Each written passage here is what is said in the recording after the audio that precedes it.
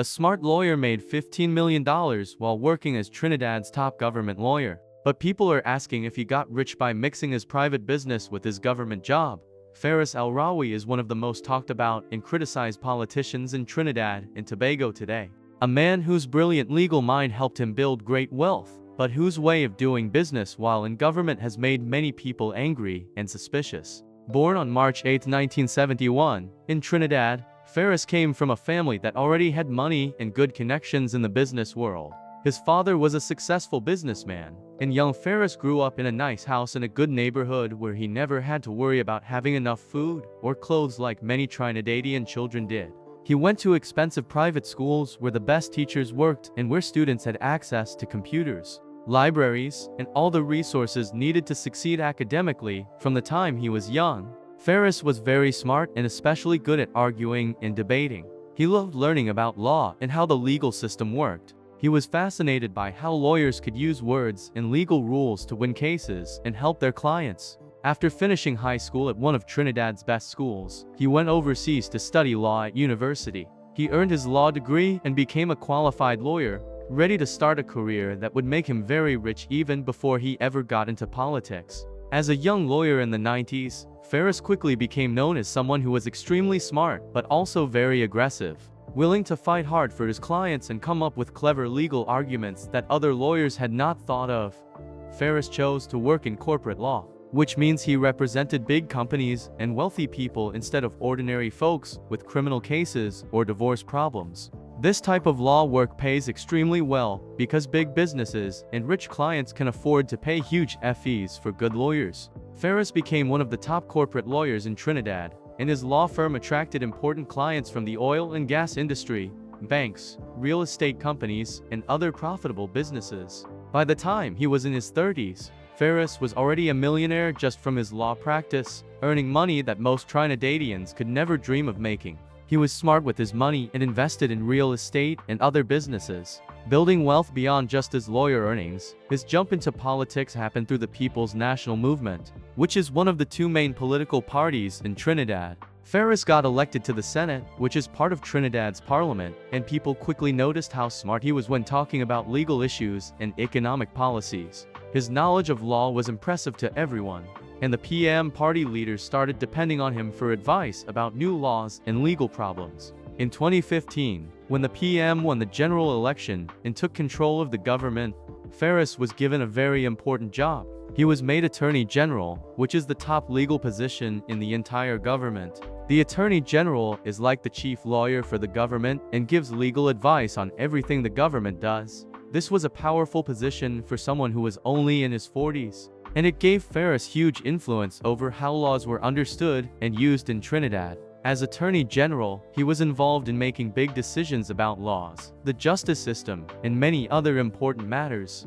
But problems started almost right away because Faris did not stop running his private law business when he became Attorney General. In some countries, government ministers have to completely give up their private businesses to avoid problems where their government work might help their private companies make money. Trinidad allows ministers to keep their businesses as long as they tell people about them and supposedly avoid situations where their government job helps their business. Faris kept running his law firm and managing his various business investments while serving as the country's top legal officer. Critics immediately said this was wrong because it created conflicts of interest. A conflict of interest happens when someone is in a position where their personal money interests might affect the decisions they make in their official job.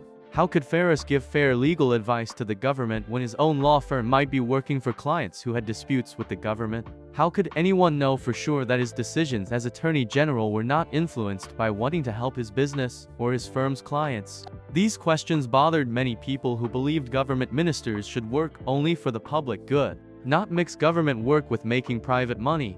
What made things worse was that Faris's law firm kept taking on private clients even after he became Attorney General, sometimes representing people or companies in matters involving the government. This seemed obviously wrong to many people. How could the government's top lawyer also be running a firm that sometimes worked against the government? Faris said he was careful to avoid direct conflicts and that other lawyers in his firm handled cases involving the government while he stayed away from those cases. He argued that his legal skills and business experience actually made him better at his government job because he understood how business and law work together in the real world. He said if talented people had to completely give up their careers to join government, then only professional politicians with no real-world experience would run the country, which would be bad, but critics did not accept these explanations. Newspaper reporters started investigating Faris's business activities and found a complicated network of companies, partnerships, and investments that raised serious questions. They discovered that Faris had business connections with people who also got contracts from government agencies. They found real estate deals where Faris's companies were involved in projects that got government approvals or special benefits. They showed cases where laws that Faris helped create seemed to help industries where he had money invested. None of this was necessarily illegal under Trinidad's laws, but it looked very bad and made people wonder if Faris was using his government position to make himself richer. The controversies kept growing bigger over the years. One big scandal involved claims that Faris had some connection to a company that got a huge government contract worth hundreds of millions of dollars to build a desalination plant, which is a facility that turns ocean water into drinking water that people can use. Opposition politicians said Faris had ties to the company that won the contract and accused him of corruption, which means using a government position dishonestly for personal gain. Faris denied doing anything wrong and threatened to sue anyone who called him corrupt. But the accusations hurt his reputation and made many people believe he was using his government job to get rich. Another problem came up when Faris was accused of trying to influence criminal court cases in ways that helped people connected to him or his political party. As Attorney General, he had some power over which criminal cases got prosecuted and how, though prosecutors are supposed to be independent and make decisions based only on evidence and law. Critics said he tried to pressure prosecutors to drop charges against people who supported the PM party or to pursue cases against opposition politicians. These accusations were very serious because if the country's top legal officer was manipulating the justice system for political reasons, then nobody could trust that law enforcement was fair. Faris's personality made all these problems worse. He did not respond to criticism by being humble or trying to explain things calmly.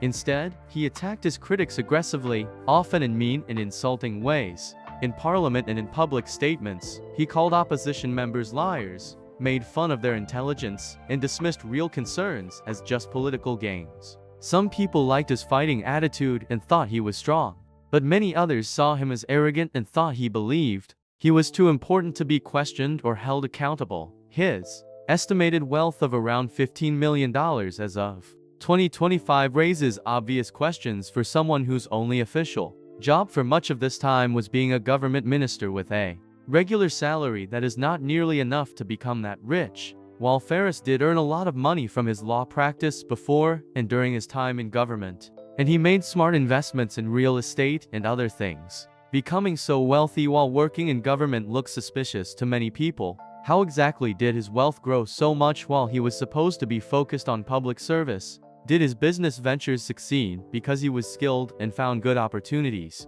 or because his government position gave him inside information and connections that let him make money in ways regular business people could not? Regarding his personal life, Faris is married, though he has kept his wife largely out of public view. Unlike some political wives who become famous and involved in public activities, Faris's wife stays private and away from political controversies. The couple has children, and Faris sometimes mentions his family in speeches, though he protects their privacy carefully.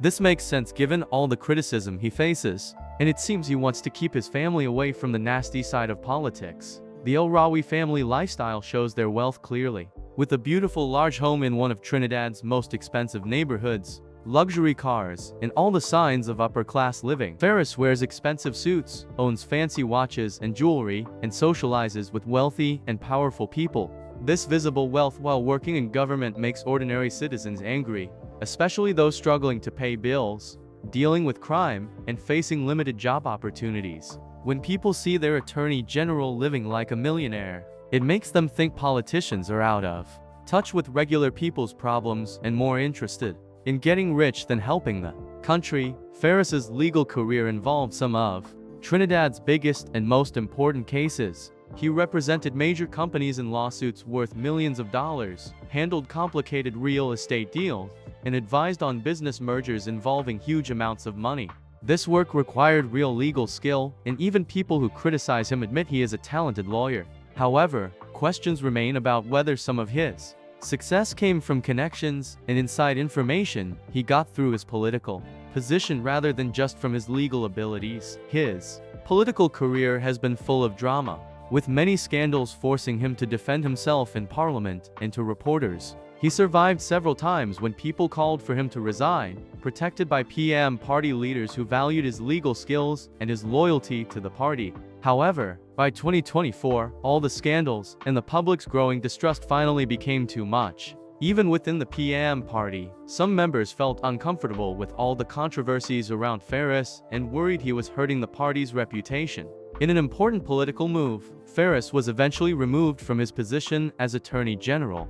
Though he stayed in Parliament as a senator, this removal, though officially called a cabinet reshuffle, was widely seen as a punishment and an admission that the controversies around him had become too big to ignore. It was a significant fall for someone who had been one of the most powerful people in Trinidad's government. But Faris stayed defiant, arguing he had done nothing wrong and that his removal was about politics rather than any real problems with his behavior. He continued defending himself and attacking critics, keeping the same fighting style that had defined his political career. The opposition parties in Trinidad constantly attacked Faris, using him as an example of everything wrong with the PM government. They filed official complaints demanding investigations into his business dealings, called for him to be charged with crimes, and used his example to argue that the whole government was corrupt and only cared about getting rich. Public protests sometimes specifically mention Faris as someone who represented the gap between rich politicians and ordinary struggling citizens.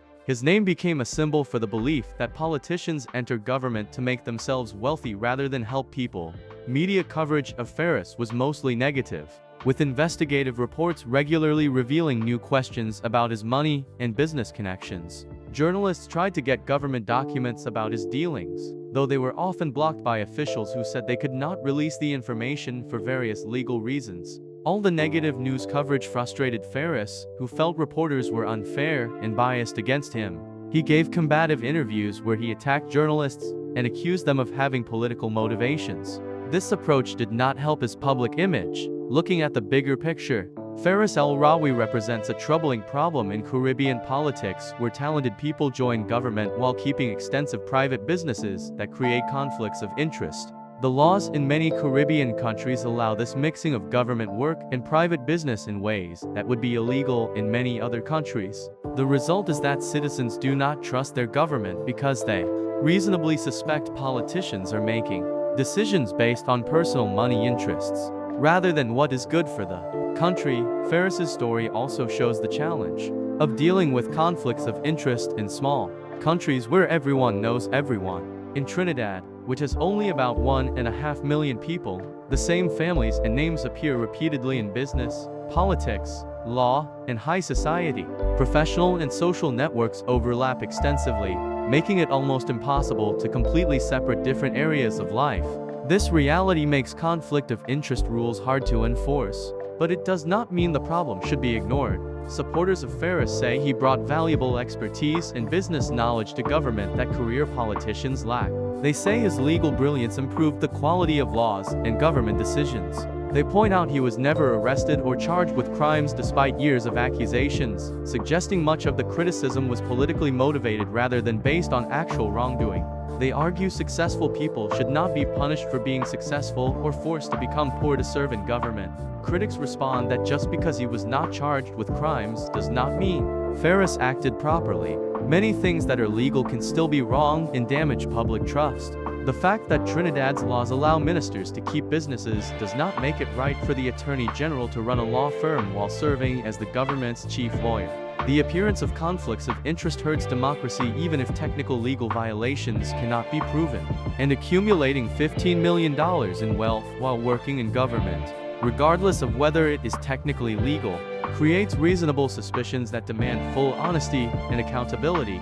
The impact of the Faris Al-Rawi controversies on Trinidad's political culture has been significant. Public cynicism about politicians has deepened, with many citizens concluding that politicians of all parties are mainly interested in making themselves rich. Fewer people vote because they feel their participation does not matter, since the system favors the wealthy and connected.